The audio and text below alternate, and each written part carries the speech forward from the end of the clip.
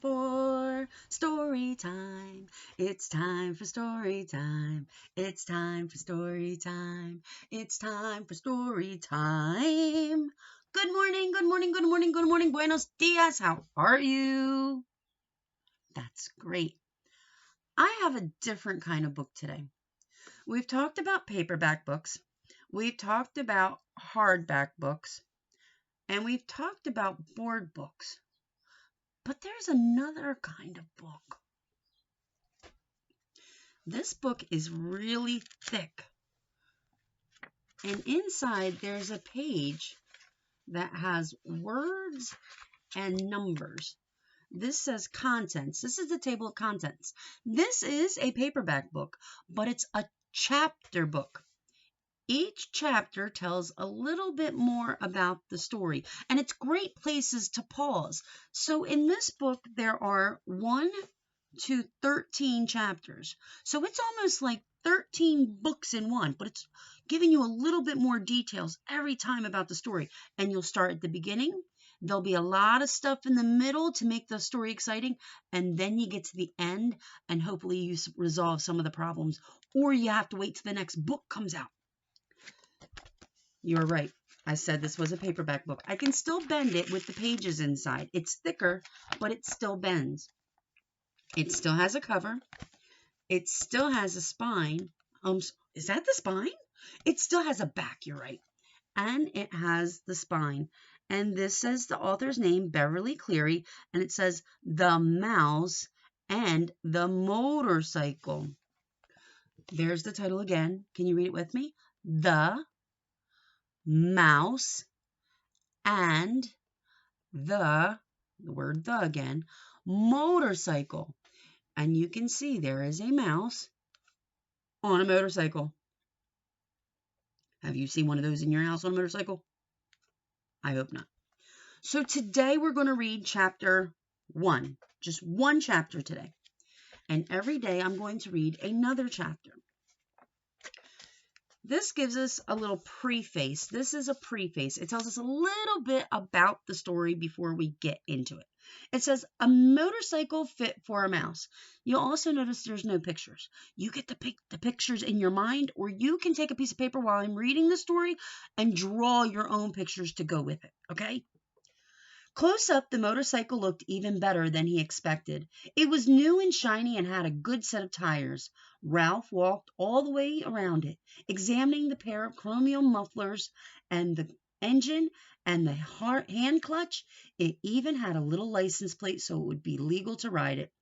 Boy, said Ralph to himself, his whiskers quivering with excitement. Boy, oh boy! Feeling that this was an important moment in his life, he took hold of the hand grips. They felt good and solid beneath his paws. Yes, this motorcycle was a good machine, all right. So it introduced us to the mouse. His name is Ralph, and he's seeing the motorcycle for the first time. And there's another picture of Ralph. There, it still has a title page. Author and illustrator's name, Beverly Cleary. The Mouse and the Motorcycle. And I lied. The illustrator is Tracy Dockray. Beverly Cleary wrote the words. Miss Tracy made the drawings for the cover, and there are some inside. All right. We already looked at the table of contents. Chapter 1, The New Guests. I'm going to hold the book down because there's no pictures. When there's pictures, I'm going to show them to you, okay? So remember, if you want to see pictures, you have to get a piece of paper right now. Go get it. And you can pause me and then get yourself ready. And you can draw pictures to go with the story for Beverly Cleary, okay? And you can help Tracy out a little bit. All right, here we go. Keith, the boy in the rumpled shorts and shirt, did not know he was being watched as he entered room 215 of the Mountain View Inn. Neither did his mother and father, who both looked hot and tired.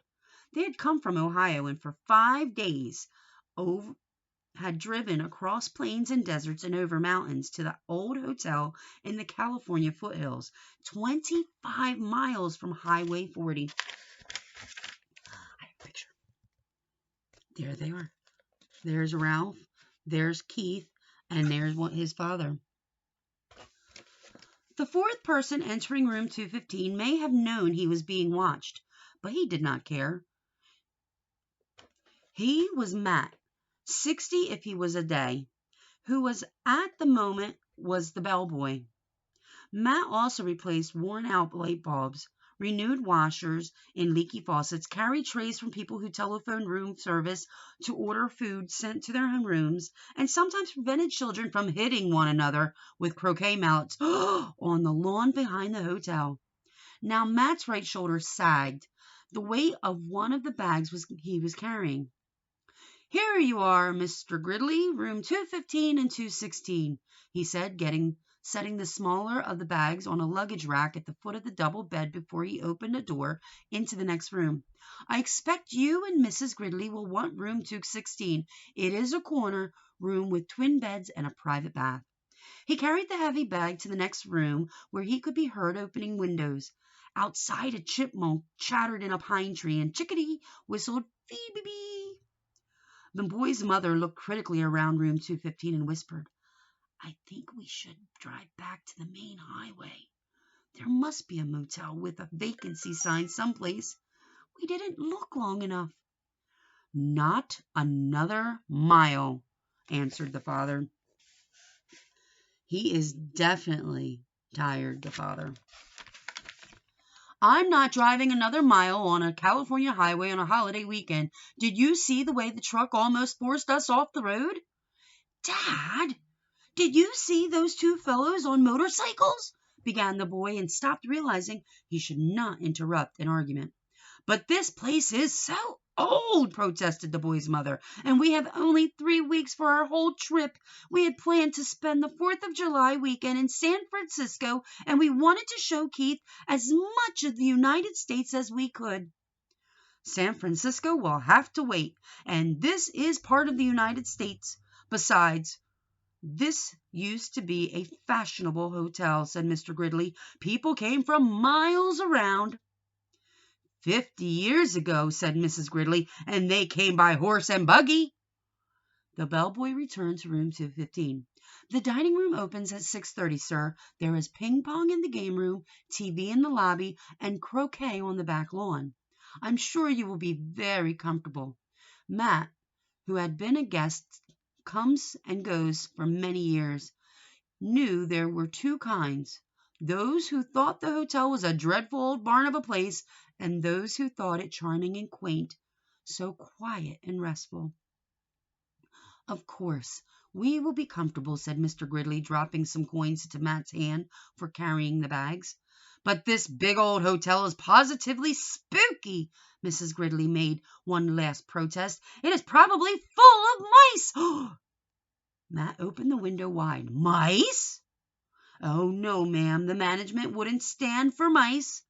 "I wouldn't mind a few mice," the boy said, as he looked around the room at the high ceiling, the knotty pine walls, the carpet, so threadbare that many of its roses had almost entirely faded, the washbin and towel racks in the corner of the room. "I like it here," he announced. "A whole room to myself. Usually I just get a cot in the corner of a motel room." His mother smiled, relenting. Then she turned to Matt. "I'm sorry. It's just that it was so hot crossing Nevada, and we are not used to mountain driving. Back on the highway, the traffic was bumper to bumper. I'm sure we shall be very comfortable." After Matt had gone, closing the door behind him, Mr. Gridley said, "I need a rest before dinner. 400 miles of driving in the mountain traffic, it was too much. And if we are going to stay for a weekend, I had better unpack," said Mrs. Gridley. "At least I'll have a chance to do some drip drying." Alone in room 215 and unaware that he was being watched, the boy began to explore. He got down on his hands and knees and looked under the bed. He leaned out the window as far as he could go, greedily inhaled deep breaths of the pine-scented air. He turned the hot and cold water on and off in the washbin and slipped one of the small bars of paper-wrapped soap into his pocket. Under the window he discovered a knothole in the pine wall down by the floor, and squatting, poked his finger into the hole. When he felt nothing inside, he lost interest. Next, Keith opened his suitcase and took out an apple and several small cars, a sedan, a sports car, and an ambulance about 6 inches long, and a red motorcycle half the length of the size of the cars, which he dropped on the striped bedspread before he bit into an apple. He ate the apple noisily and in big chomping bites, and then laid the core on the bedside between the lamp and the telephone. Keith began to play, running in his cars up and down the bedspread, pretending the stripes in the spread were his highways and making noise with his mouth. Vroom, vroom for the sports cars, wee, wee for the ambulance, and ba-ba-ba-ba-ba-ba for the motorcycle up and down the stripes. Once Keith stopped suddenly and looked quickly around the room as if he expected to see something or someone. But when he saw nothing unusual, he returned to his cars. Vroom, vroom, bang, crash! The sports car hit the sedan and rolled over the highway stripe. Ba-ba-ba-ba-ba-ba. The motorcycle came roaring to the scene of the crash. Keith, his mother called from the next room. Time to get washed for dinner. Okay. Keith parked his cars in a straight line on the bedside table beside the telephone, where they looked like a row of real cars, only much, much smaller. The first thing Mrs. Gridley noticed when she and Mr. Gridley came into the room was the apple core on the table. And there he is on the bed. Interesting, though, they were talking about stripes that the sedan were driving in, but I don't see any stripes. They made the picture look different. So you can make things different sometimes. She dropped it with a thunk into the metal wastebasket beside the table as she gave several quick little sniffs of the air and said, looking perplexed, I don't care what that bellboy said. I'm sure this hotel has mice. I hope so, muttered Keith. And that is the end of chapter 1. Next time I will read chapter 2, the motorcycle. I wonder what's going to happen in that chapter. Do you think you know? It's like a cliffhanger when you stop. You want to keep going and going until you get to the end, don't you? You want to find out what happens when he's going to meet Ralph the mouse. Ralph's watching him, right? He sees him playing with the cars. All right. Are you ready? I need you to count to 3. 1, 2, 3. Adios, mis amigos, adios. Adios, mis amigos, adios. Hasta luego, hasta mañana, hasta la vista, mis amigos. Adios, mis amigos, adios. We love you. Mwah! Ciao, Bella.